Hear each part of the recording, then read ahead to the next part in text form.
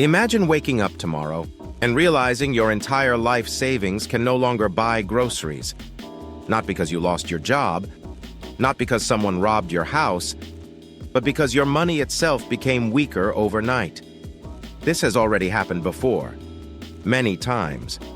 In ancient Rome, people watched silver coins slowly become worthless. In Germany, families carried wheelbarrows filled with cash just to buy bread. In Zimbabwe, trillion-dollar banknotes couldn't afford dinner.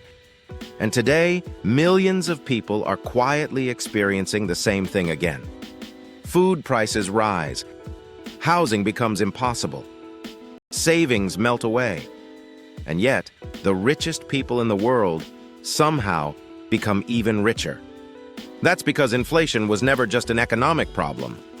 It was one of history's most powerful wealth transfer systems.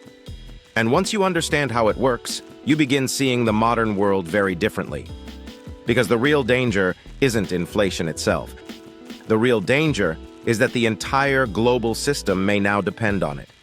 Most people think Rome collapsed because of barbarian invasions.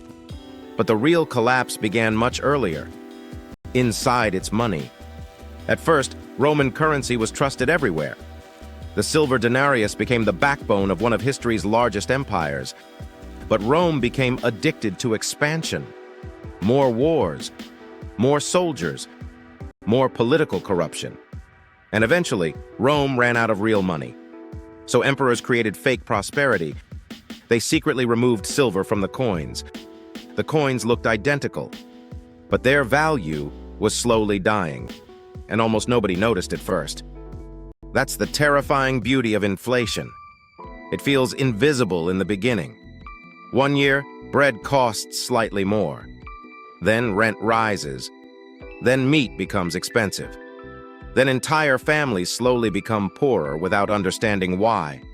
Rome kept printing weaker coins to fund military spending and political survival.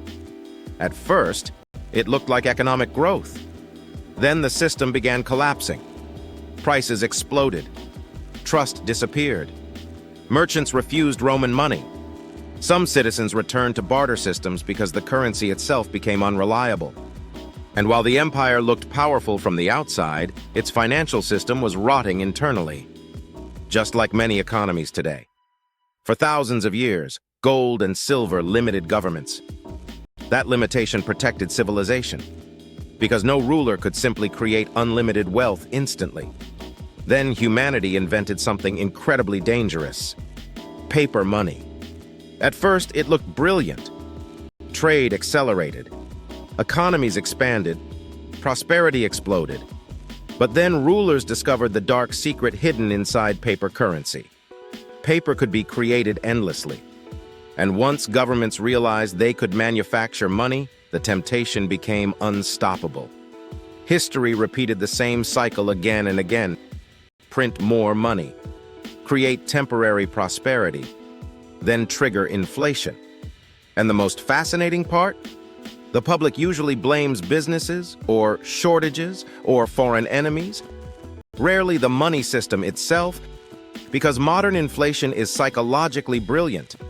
It hides the theft slowly, quietly, gradually, until entire generations normalize becoming poorer. Then bankers discovered something that transformed civilization forever. Most people never withdraw all their money at once. That realization changed the world. Banks began lending money that technically didn't even exist. Paper claims multiplied far beyond actual gold reserves. Modern banking had been born. And suddenly, wealth could be expanded artificially. Economies exploded with growth. Factories expanded. Cities grew rapidly. Industrial revolutions accelerated. But hidden beneath the prosperity, a dangerous illusion existed. The system only worked as long as people believed it worked. And every major financial crisis since then has exposed the same terrifying truth. Modern money is largely built on confidence, not reality. Confidence. And when confidence breaks, entire economies panic. That's why governments fear financial collapse more than almost anything else. Because once people stop trusting money, they stop trusting society itself. Then came 1971, the year modern money fundamentally changed forever. For decades, the US dollar was linked to gold. Countries trusted America because dollars represented real value.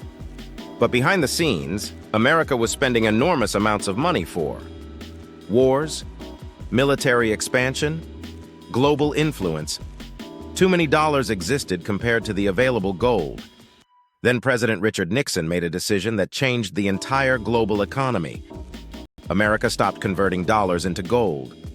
The gold standard effectively died. And for the first time in modern history, money became almost entirely based on belief. Not gold, not silver, just trust. And from that moment onward, the world entered the age of unlimited money creation. Debt exploded globally. Housing prices exploded. Stock markets exploded. And something else exploded too. Wealth inequality. Because once money became disconnected from physical limits, those closest to financial systems gained enormous advantages. And ordinary citizens slowly fell behind. Here's the part most people never hear. Modern economies may actually depend on inflation continuing forever. Because the global financial system is built on debt. Governments owe trillions. Corporations owe trillions. Consumers owe trillions. And inflation quietly reduces the real burden of debt over time. That's why central banks fear deflation so much, because deflation makes debt harder to repay. Inflation keeps the machine alive. But there's another hidden effect. Inflation benefits asset owners far more than ordinary workers. When new money enters the system, it reaches banks and large institutions first. They buy assets before prices fully rise. Stocks, real estate, businesses. Meanwhile, ordinary people receive higher wages much later. By then, housing costs more. Food costs more. Everything costs more.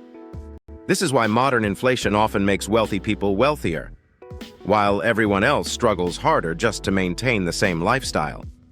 And because the process happens slowly, most people never realize a transfer of wealth is happening around them in real time. Modern inflation is not just economic, it's psychological. People are encouraged to spend constantly, buy more, upgrade more, borrow more. Because modern economies depend on continuous consumption. Debt became normalized. Credit cards became normal. Financing became normal. Living paycheck to paycheck became normal. And while ordinary citizens chase survival, financial systems continue expanding quietly in the background. The terrifying part? Many people no longer notice inflation immediately because the system adapted psychologically. Products become smaller. Quality becomes worse. Subscriptions quietly become more expensive. And over time, entire societies normalize financial stress. That's why inflation today feels different from ancient hyperinflation. It's slower, cleaner, more sophisticated. But the long-term effect can still be devastating.